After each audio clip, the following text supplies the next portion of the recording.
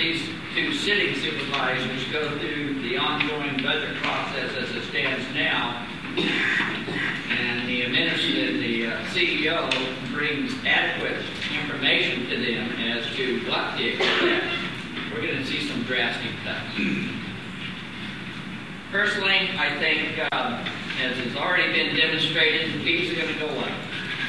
Right now, the planning department fees are going up, and those who are associated with going to the planning department and build, a lot of you folks, I mean, this contractor's got, I didn't believe there were so many contractors in our overall community, are going to be facing these fees, and these fees are going to be passed on to you and I as consumers. And I think that's just the reality of what's going to be happening. Big Oil is doing it, medications, whatever, things are going to go up. So fees, social service programs are going to suffer, and we're going to have layoffs. Hopefully, we won't have more than 10, 20, 30. I think the CEO and the current incumbent in District 2 has projected at least 20 to 30 individuals could be laid off. But what we're not talking about is management issues, trying to combine county services. I mean, they've dialogued about this, but nothing has really come out of it in terms of combining services to save some of these exorbitant fees that we're paying for management.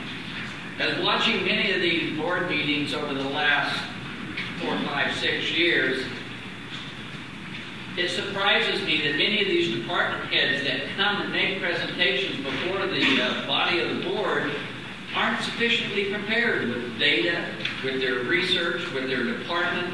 So that bothers me that we're not getting our bucks worth. So I see our financial implosion is on the loom here, and we have yet to hear the giant squeaking sound. Thank you. Thank you. Anyone volunteer to do next? Or if I could be like the school teacher I am, I can just follow on whatever is speaking. So yes, Supervisor Dieter, you ready?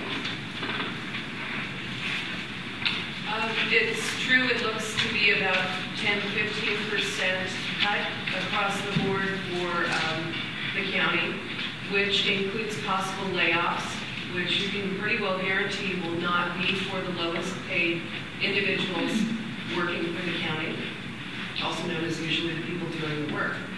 I think what we need to do is look at administration and some management positions, see what it is, the productivity level it actually is at that point, see if there's any jobs that can be combined.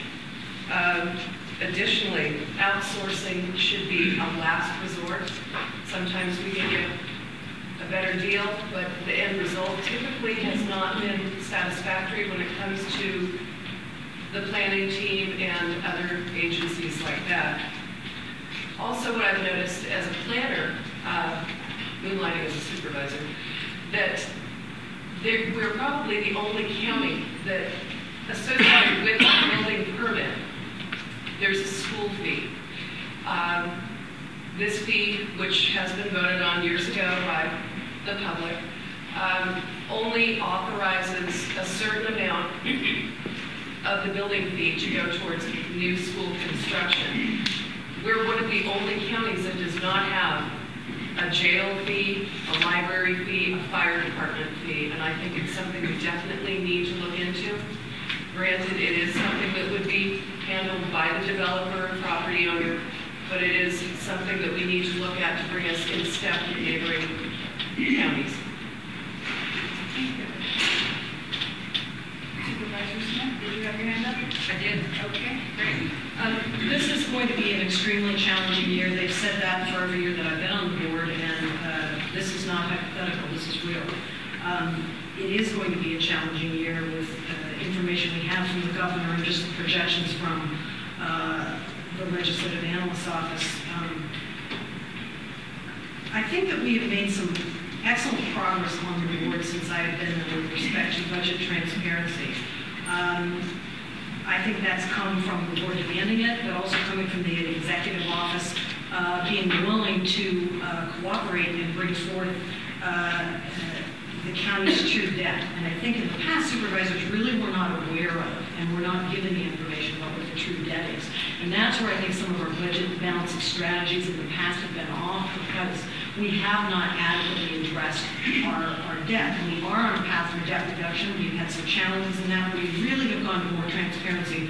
If you want to look into something, look at what's called the teeter plan. It's debt that the county incurred, and we have now sequestered that in its own budget, and it's going to hit the general fund very hard this year. But the board unanimously agreed that we would do that. That's something, if you are interested in fiscal policy, look into that. I think what we need to do is we need to really assess what our essential services are. And I think this assessment would lead to something what is referred to in the private sector as zero-based budgeting, getting departments to defend and talk about what services they provide and why, not starting from a base each year. I've pushed this for 3 years. We haven't gotten very far down this path, but I think as critical cuts continue to come forward, the incrementalism that we've been using really just doesn't cut it. And it's a lot easier to just tell departments cut by 5%, cut by 10. But I think that you really don't get to the core issues if you just continue that as your budget balancing strategy.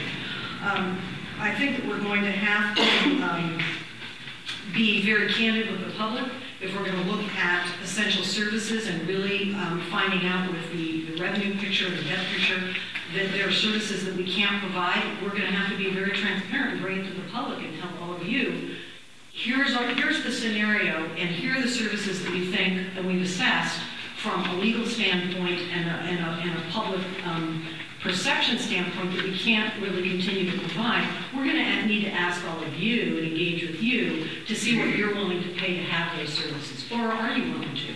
And I think that that is something that the board in the past has been reluctant to do. I think we need to do more of that. We need to engage with the public on those issues. That's what they did in Calaveras County when they needed to build a new jail, and the board couldn't continue to just taking on debt obligations to construct that new jail. And they basically said to the public, the jail is going to be what you decide that you want to pay for.